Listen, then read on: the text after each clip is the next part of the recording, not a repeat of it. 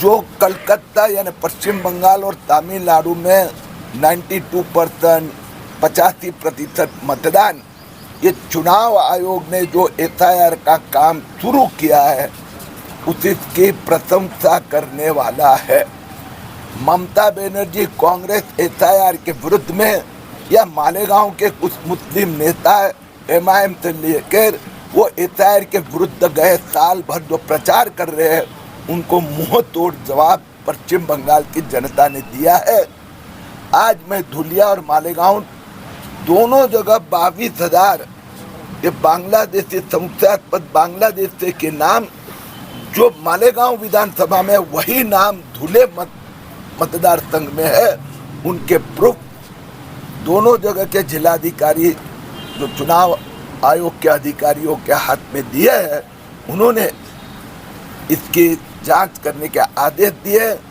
मालेगांव में कुछ बीएलओ सरकारी अधिकारी ये गलत ढंग से जो घुसपैठियों के नाम को मान्यता दे रहे हैं, उनके प्रूफ के साथ शिकायत हमने चुनाव आयोग के सामने किए, उसकी जांच भी शुरू हो गई है।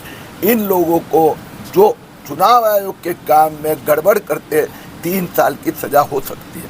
सर, आपने कहा कि पश्चिम बंगाल और तमिलनाडु में परसेंटेज बढ़ गए, तो ये परसेंटेज का विरोधी ये कह रहे हैं कि भाजपा को नुकसान हो सकता, क्या ऐसा भी?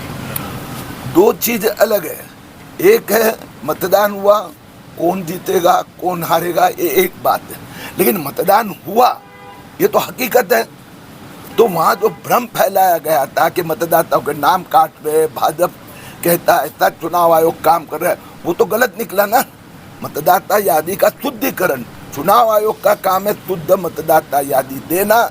महाराष्ट्र में 50 लाख बांग्लादेशी मुस्लिमों के नाम चुनाव यादी में सूची में है, उनकी सफाई इस एसआईआर में होगी। सर, पहले आपने जन्म दाखिले का मुद्दा लेके आया और अब जो है ये एसआईआर के ताल्लुक से है, दोनों इसमें है। दोनों वो मामला अभी तक के चल ही रहा है, आपने नहीं, वो मामला तो बहुत आप लोगों की मदद से ये सिद्ध हो चुका कि महाराष्ट्र में बड़े प्रमाण में बांग्लादेशी या अपात्र लोगों ने जन्म प्रमाण पत्र प्राप्त किए थे। 3 लाख प्रमाण पत्र रद्द हुए। मालेगांव में 4,400 रद्द हुए, उसमें से 3,000 तक नाम मतदाता सूची में भी है, उनके नाम भी उसमें से काट दिए जाएंगे। महाराष्ट्र में 42 शहरों में 55 एफआईआर हुई है, 10,000 लोगों का आरोपी बनाया गया है। तो उसमें मालेगांव में जो बांग्लादेशी और रोहिंग्या का आप बता रहे हो, तो साबित कहाँ हुआ है कि वो बांग्लादेशी और रोहिंग्या है? ये तो आपकी भाषा है। 4400 नाम जिनको जन्म प्रमाण पत्र दिए वो रद्द हुए। एक मिनट, स्पेलिंग मिस्टेक और इसकी वजह से हुआ है। देखो भैया, प्रश्न पूछने के बाद में जवाब देने का आपको नहीं अधिकार। अब पत्रकार है, प्रश्न पूछो।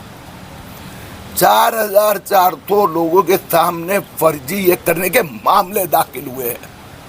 11 को कोर्ट में पेश किया गया, हाई कोर्ट से लेकर सुप्रीम कोर्ट में गए, उन लोगों ने ये कोई एफआईआर रद्द नहीं की। और ये 4400 में से 3,000 से अधिक नाम मतदाता सूची में उसको काटने की प्रक्रिया शुरू हो गई है। अब उनको मौका दिया गया है, महाराष्ट्र सरकार ने दिया है कि आपके पास हिंदुस्तान में जन्म हुआ उसका एक भी दस्तावेज नहीं है।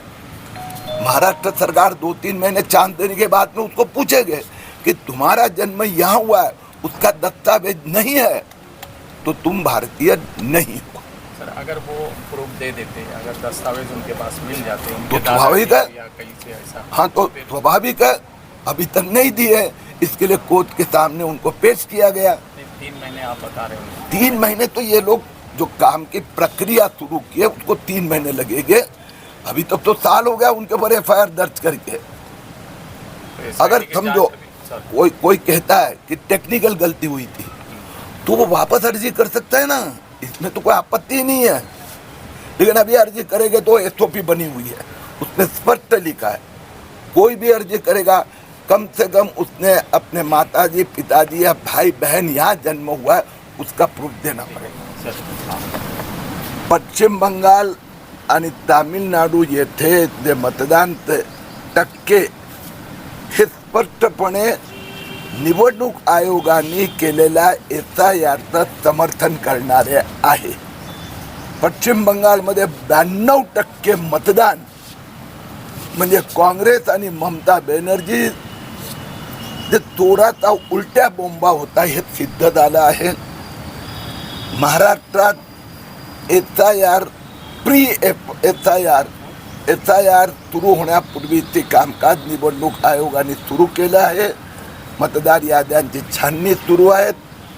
त्यात आज मी धुळे आणि मालेगाव येथे आलो. तिथे काही शासकीय BLO जे मॅन्युप्युलेशन करीत आहेत, माणसं अस्तित्वात नाही, त्यांचं मतदार यादीतलं नाव हे योग्य आहे असं घोषित करीत आहे. त्यापैकी दोघांच्या विरोधात आम्ही पुराव्यासह तक्रार केली आहे निवडणूक आयोगांकडे. त्या दोघा BLOची चौकशी सुरू आहेत. जे निवडणूक आयोगाच्या कामात जे भ्रष्टाचार करतात त्यांना किमान 3 वर्षाची सजा होणार. आज सगळ्या संबंधित अधिकाऱ्यांना ज्या 22,000 मतदारांची जे बांगलादेशी घुसपेटीय घुसखोर मुस्लिम मतदारांची नावं मालेगाव विधानसभेत आहेत, त्याची तीच नावं धुळे मतदारसंघात आहे. धुळे जिल्हाधिकाऱ्यांना ही नावांची सूची दिली आणि ते अतिरिक्त जिल्हाधिकारी केकन साहेबांना पण आम्ही हे पुरावे दिले आहेत. दोन्ही ठिकाणी चौकशीचे आदेश देण्यात आले आहे.